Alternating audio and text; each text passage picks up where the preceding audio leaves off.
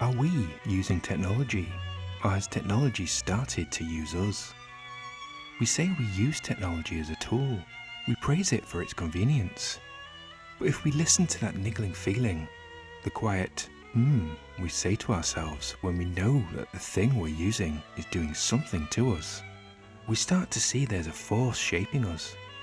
One backed by trillions in currency, built by teams of psychologists, marketing professionals, and psychopathic businessmen.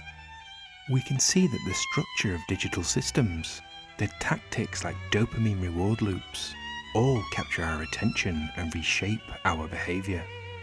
These systems are used by bad actors on the web, governments propagating propaganda, and even bots guerrilla marketing on social media.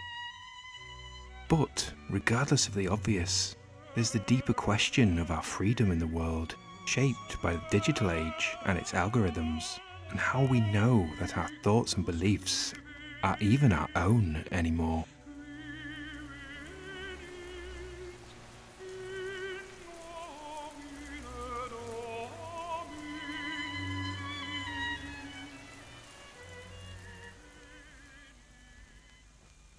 Technology is rarely a friend these days. Long gone are the years a Commodore 64 would sit off the internet and happily play games or load code unobstructively. The time when booting up Windows 98 and listening to music on Winamp completely offline was normal. In the modern world, technology just doesn't deliver content, it twists it to keep us engaged, often reshaping our goals and priorities, stealing our time and warping our sense of reality. Fear and anger are harnessed to keep you hooked. Even if you look at most YouTube thumbnails, you can see how bright colours and people with their eyes and mouths wide open are used to trigger your lizard brain, your deep-set auto-responses to make you want to engage. It all causes anxiety, stress, and hatred. We unconsciously adjust our behaviour to align with the propaganda of the week. Put more scientifically, research in Europe shows that when apps and platforms personalise what you see, it can actually change how you make decisions. It can make your brain work harder.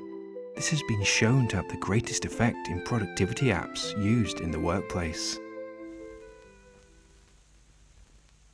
We already feel dependent on our devices like mobile phones.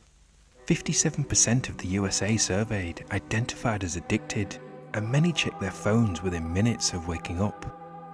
This is kids too, by the way, not just adults. In the United Kingdom, national surveys report that nearly 4 in 10 adults describe themselves as strongly dependent on their smartphones. Across Europe, studies link heavy smartphone use to sleep disruption, reduced concentration, and higher reported stress and anxiety. The people with heavier usage tend to experience lower general well-being and negative social behaviour, such as outbursts of anger. All of these are signs that the digital world we live in influences not just our behaviour, but our emotional health too. In regards to the information we consume on our devices, social media is a well-known addiction machine. All the visual and sound notifications, likes, and endless scrolling, it triggers dopamine release, reinforcing the behaviour. The gap between dopamine highs gets shorter, reducing our attention spans, hence the likes of YouTube Shorts and TikTok videos.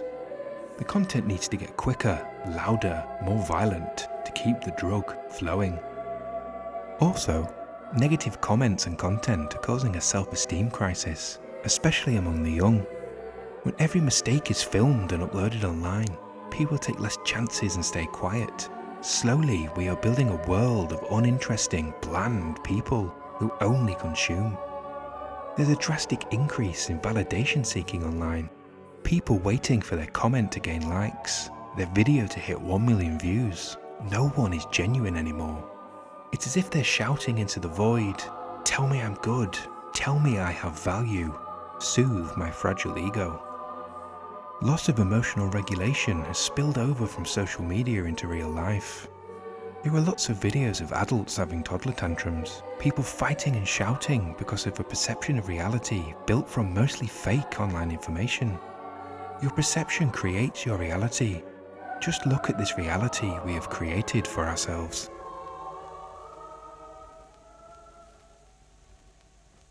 The business model of digital platforms is capturing your attention. Your engagement is measured and sold to advertisers. Content feeds are engineered to deliver variable, unpredictable rewards, such as likes and red blinking notifications. This keeps us scrolling, similar to the flashing lights and sound effects from gambling machines. Even computer and console games have injected lootbox gambling, where you can spend real money to open a virtual box for virtual rewards, all dressed up in colourful lights and loud noises. The horrible part is, this is training children, either purposefully or unintentionally, into reward seekers, reshaping their reward circuitry and decision making, prioritising immediate gratification over deeper, long-term, healthy rewards. The consequences of this aren't just individual, they're also cultural. Society's attention has become fractured and short, conversations have become shallow, and long-term planning is replaced by quick fixes. The UK parliamentary committees and European digital ethics panels have raised concerns that these business models are actively damaging our societies, causing emotional volatility by prioritising, quote, high arousal content. Think about what slavery really means. It's a loss of freedom to move around unobstructed, to think out loud. It's a situation where something or someone else determines the structure of your life. The philosopher Heidegger argued, technology is not just a means to an end, it's something much deeper. He said, technology is a way of revealing the world, a way of uncovering reality. But technology doesn't just show us what's already there, it actively shapes how things appear to us. It highlights certain aspects of reality while concealing others. It frames what we notice and what we ignore, decides where we go, what we can say out loud or type, where the algorithm determines the structure of your thoughts and emotions. Digital infrastructure isn't designed for human growth. Unlike older forms of control, this influence is subtle. No one forces us, we opt in, we download the apps. But often, we do so without fully understanding how these systems are quietly shaping our minds. As Kaczynski said in his book, Technological Slavery, it is not possible to make a lasting compromise between technology and freedom, because technology is by far the more powerful social force and continually encroaches on freedom through repeated compromises. Imagine the case of two neighbours, each of whom at the outset owns the same amount of land, but one is more powerful than the other. The powerful one demands a piece of the other's land, the weak one refuses. The powerful one says, let's compromise, give me half of what I asked. The weak one has little choice but to give in. Sometime later, the powerful neighbour demands another piece of land.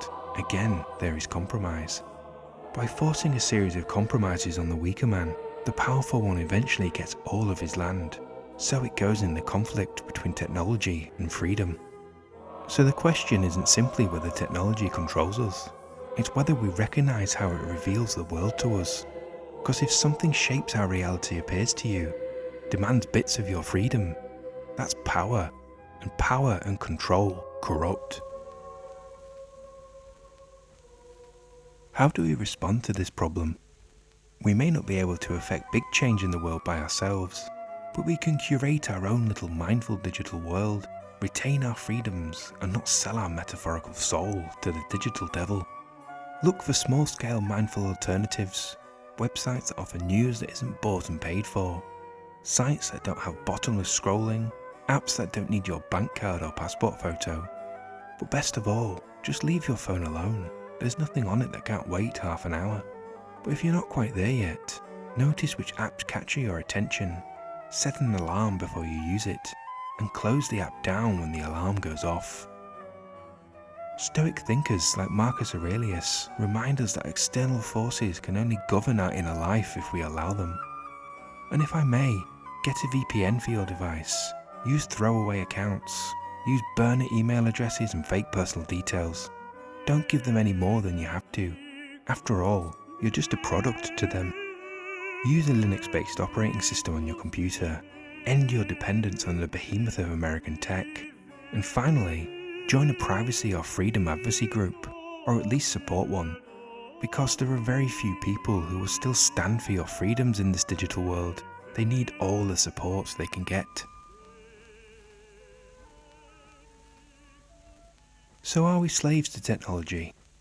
In as far as our attention and decision making, yes. In another sense, no, because our autonomy isn't in chains yet. We have the choice not to engage with what's trying to capture and enslave us. We still hold the power. All we need to do is switch off to what's harmful and recognise what's helpful. Our freedom doesn't come from rejecting technology. It comes from understanding how it shapes us and then choosing what supports our deeper values rather than exploits our instincts. So when your phone next goes off, don't ask, should I look? Ask, is this really how I want to live for the rest of my life? Attention is the currency of the digital age. Spend it wisely.